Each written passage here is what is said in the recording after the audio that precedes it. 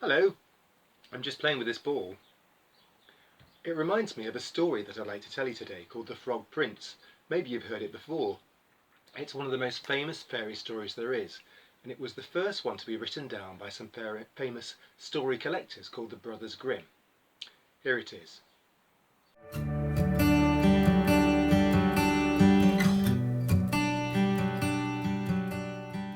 Once upon a time there was a young princess who lived in a beautiful castle with her mother and father, the king and queen. The castle was surrounded by great gardens, with many gardeners looking after it. Beautiful roses, daisies, all kinds of flowers, lots of trees, an orchard, and a little stream with a spring at the bottom of the garden. She loved to wander round it, and she always took her favourite toy, a golden ball, with her. And she'd throw it in the air and catch it, and challenge herself to see how well she could do. Well, on one particular day she wandered right to the bottom of the garden where the spring was.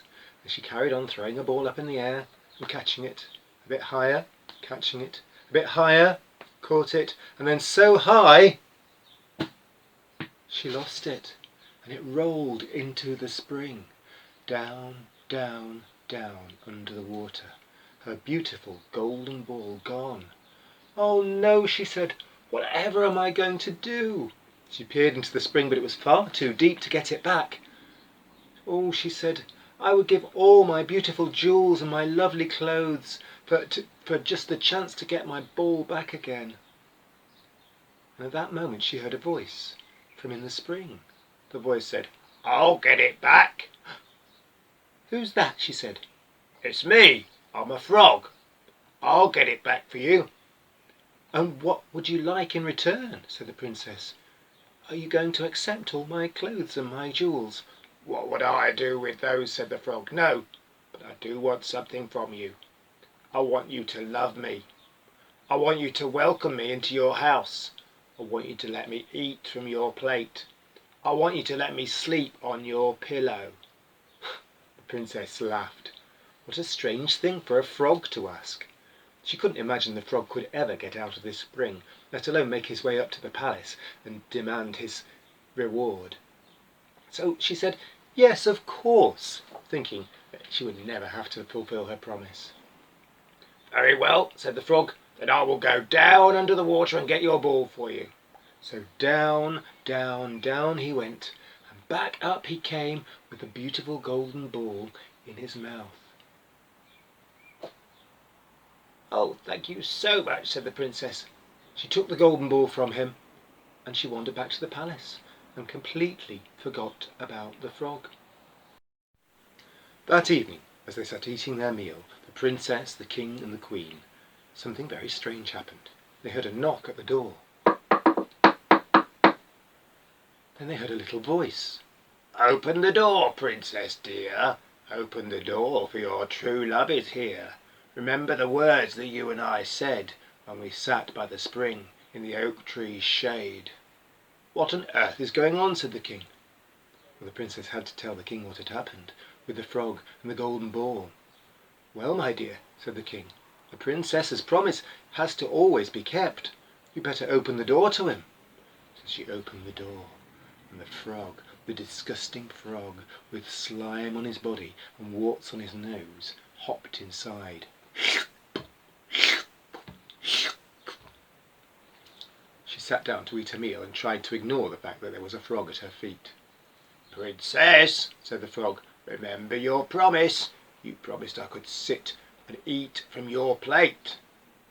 "Oh," said the princess. So she picked up the frog and put it down on the table by her plate.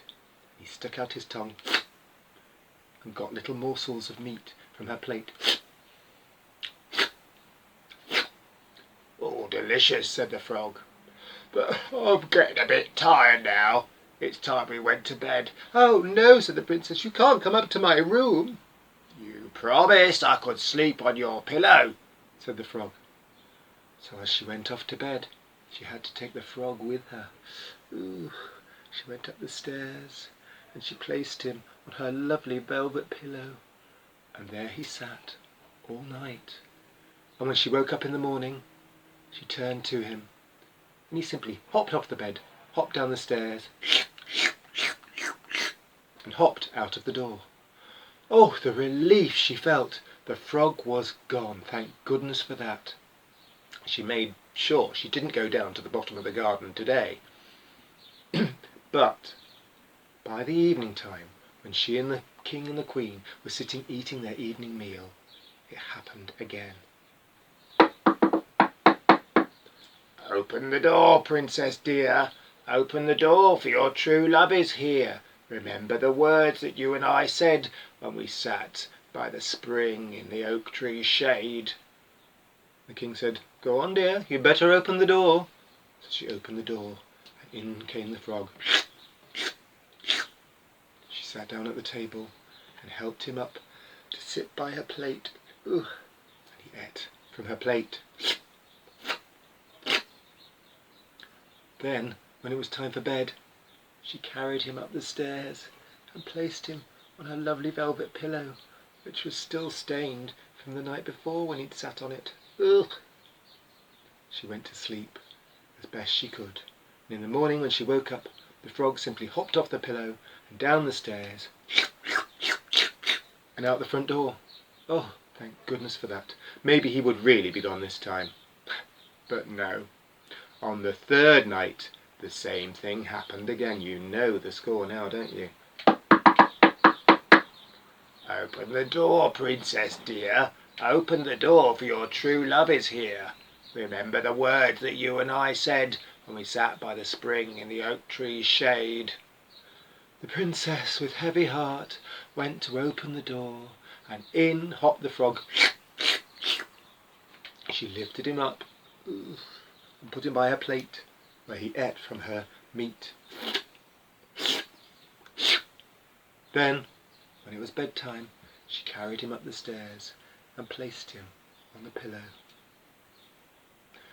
That night she slept even worse than the night before. But when she woke up in the morning, the frog was gone.